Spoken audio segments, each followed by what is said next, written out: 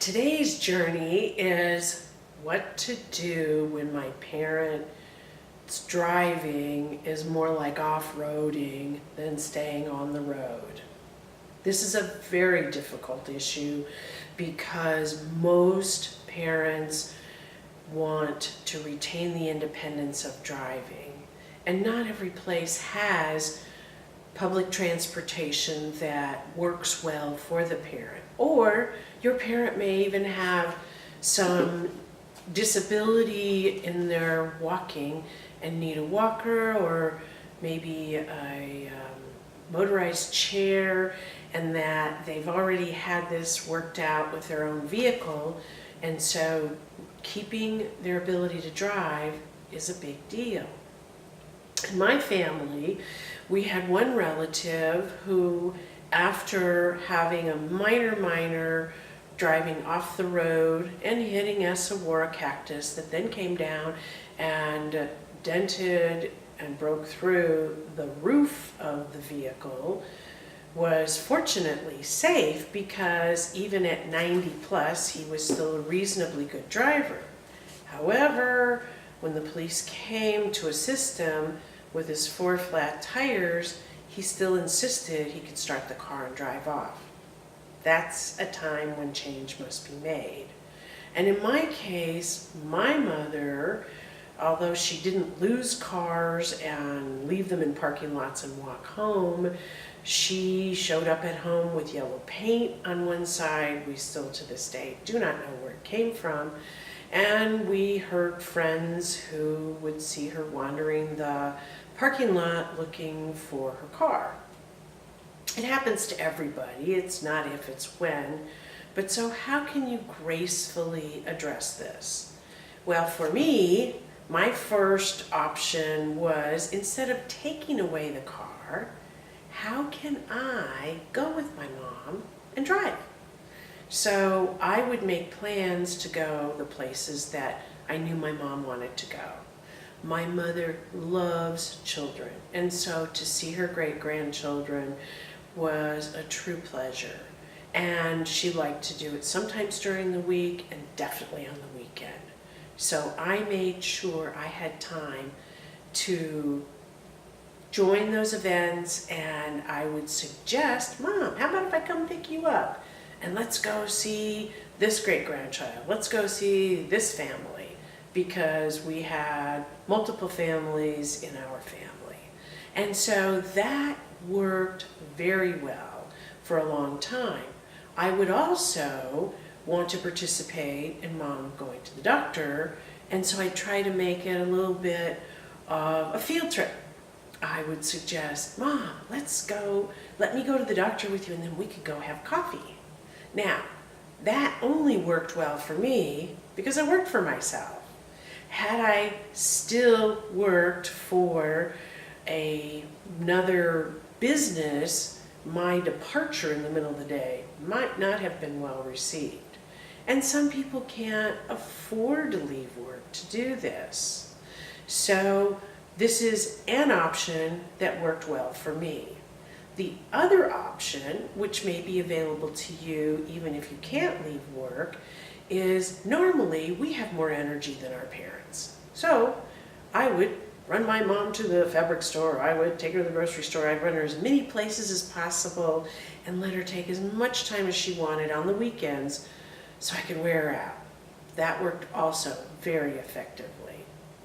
Now, you have other ways to get your parent to where they'd like to go that are available to you with applications on your phone, and so that's another helpful way to transport a parent.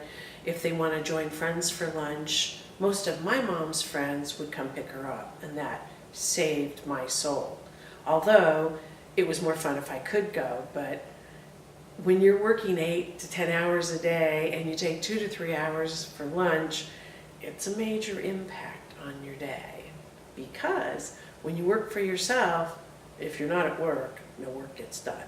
So those are some of the trade-offs in trying to keep a parent safe on the road. The next possibility that I entertained was to notify motor vehicle of my concern, and apparently motor vehicle can order your parent to come in for a test. Now, this worked in my state, and it could change with your state, or it could happen in a different manner. So you must talk to the appropriate professional to find out for yourself. Sometimes you can ask a doctor to let motor vehicle know that there's a concern about driving, and motor vehicle will call them in. However, when you bring a doctor in my case, had I done that, it most likely would have ended in my parent never being able to drive again. And of course, I was wanting to protect my mother from other people, but we were at that borderline issue where she still was a fairly aggressive driver and aware, and she certainly hadn't had any accidents. So I was kind of caught in that dilemma of, I don't think your decision making is fast enough anymore. How can I protect you from yourself? So after my mother had hip surgery, and it was apparent she was a little bit slower in her decision making, rather than making sure her license was taken away, I found a resource where your parent can be tested for their reaction time. I was thrilled. I thought, what a wonderful way to know for sure. Well, my mother wasn't so thrilled. She said, I have never had an accident. I don't have a problem. The doctor didn't tell me I can't drive. I don't know why you're doing this to me. And then, of course, she raised the issue of cost. And so I said I would pay for it, which still didn't take her complaint off the table. Finally, after many days of asking my mother to please, just for me, take this test to make sure your reaction time's the same. And she finally relented. I'm not even sure I know what I did to get there, but it was a journey. It was an uphill journey. And so my mom went on the test, and what the results revealed is that my mother did not have a good enough reaction time to drive on the freeway. That was good feedback for me, because then I knew what I needed to do. So I didn't tell my mom she needed to stop driving. I made sure anytime she traveled and needed to travel the freeway that I was available. Did it work all the time? No.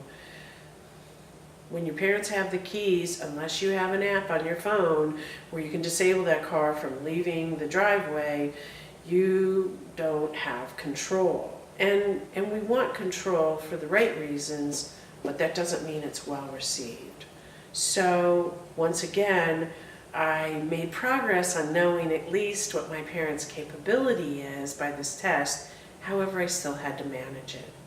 And that's the key to keeping your parents safe and protected. That's how I kept my mother safe and protected. I, number one, wore her out by taking her as often as possible.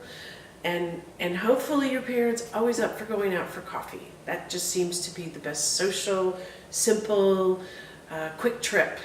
And number two, making yourself available so that you can do the driving and have it not appear as though your parent has an incapacity. And then number three, finding out what your parent really can do.